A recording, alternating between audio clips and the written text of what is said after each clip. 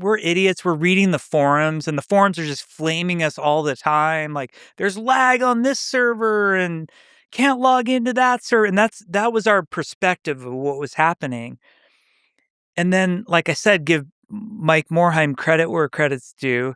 He kept us committed to that launcher, and they put the BlizzCon tickets on the launcher, which they hadn't done before. It was on the website. And so everybody who logged into World of Warcraft suddenly got this like, hey, we're doing BlizzCon in Anaheim. Do you want to come? Sold out like instantly sold out.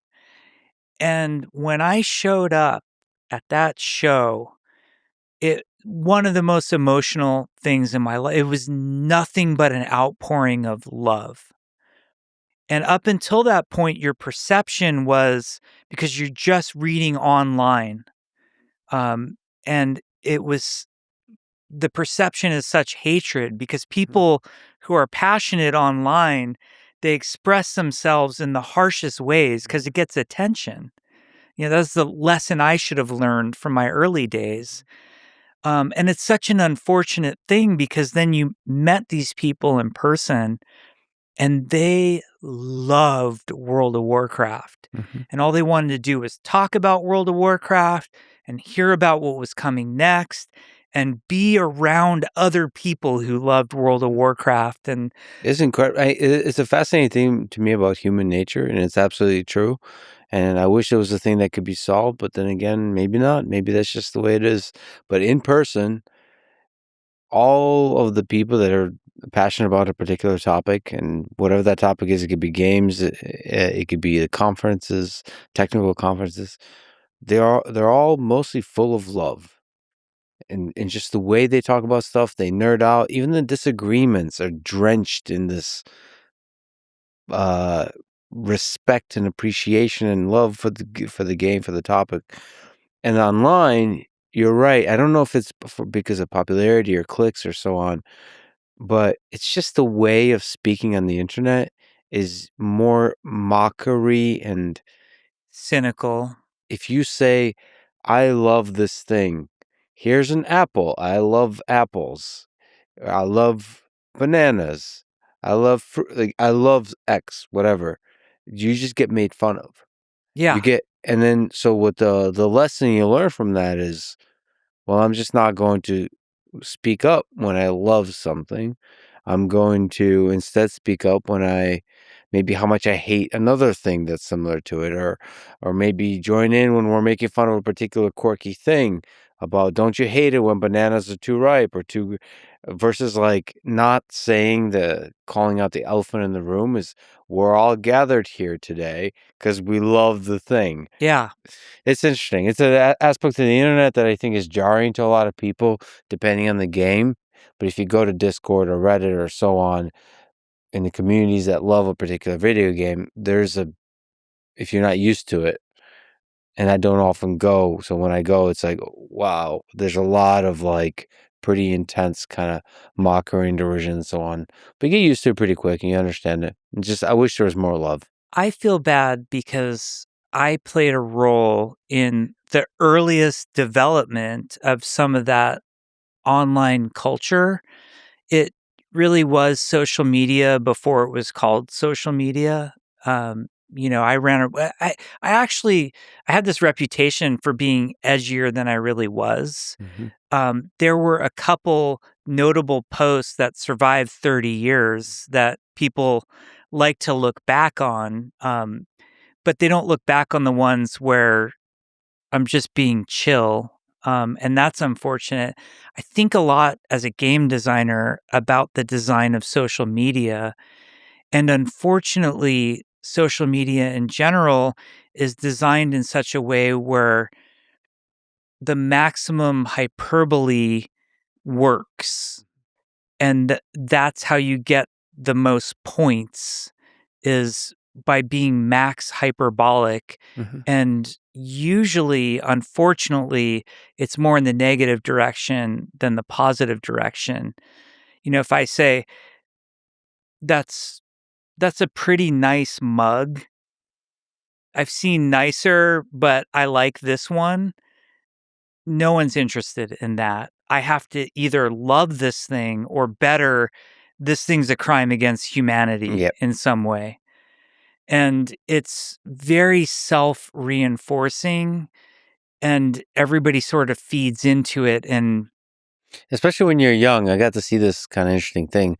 So I was I spent, as we were talking about, you're from Pasadena. I've been spending a lot of time in Caltech and working on robots, and we get to see students come in from high school, undergraduates come in and like a tour, hang out with the robots, in middle school also.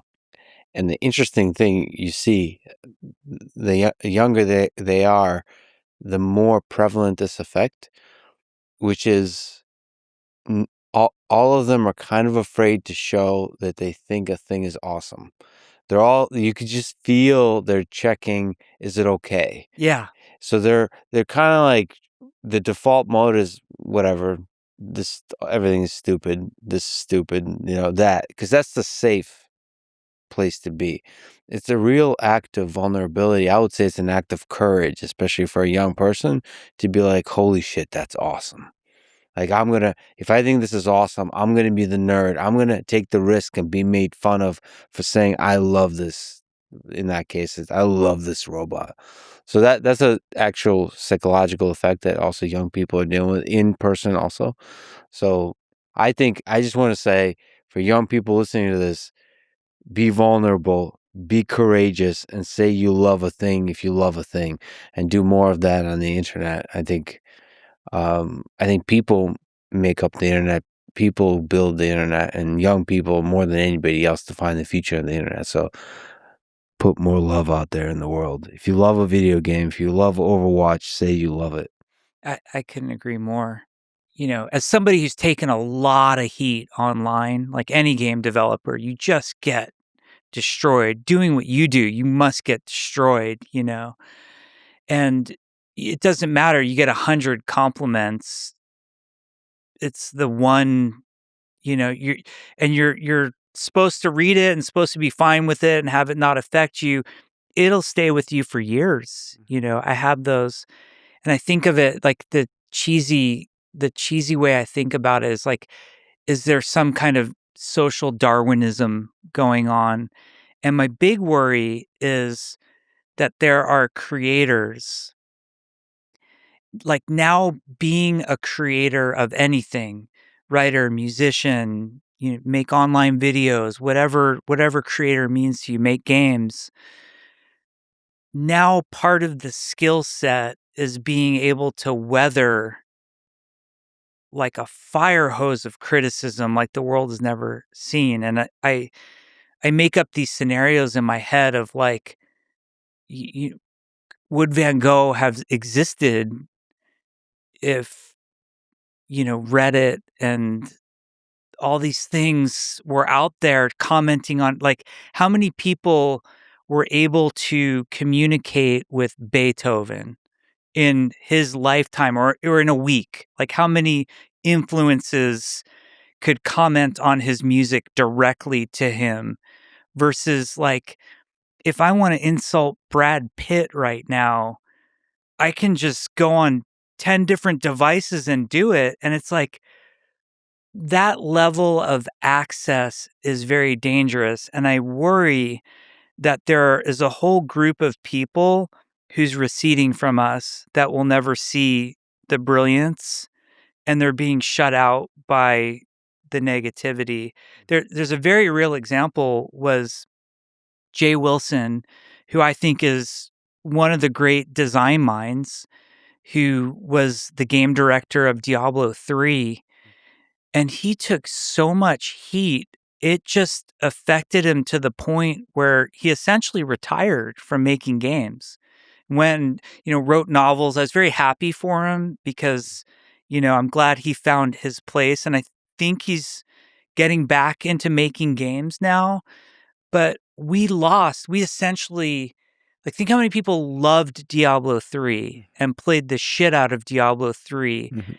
And Jay is one of the people you have to thank for that. And yet that community basically removed him from making games for like 10, 15 years, and it feels criminal to me. Yeah, absolutely. So this is a call to action again. People out there support, especially young creators. Support them. They need it. Like, you think negativity has no cost, but it does.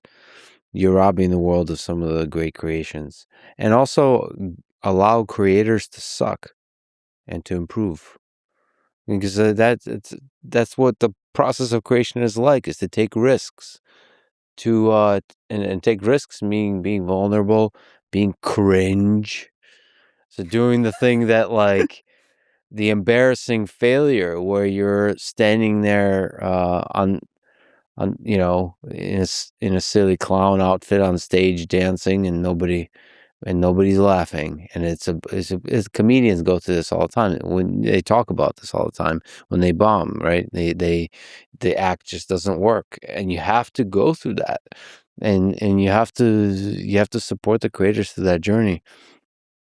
In order to have great things, we need to support those folks.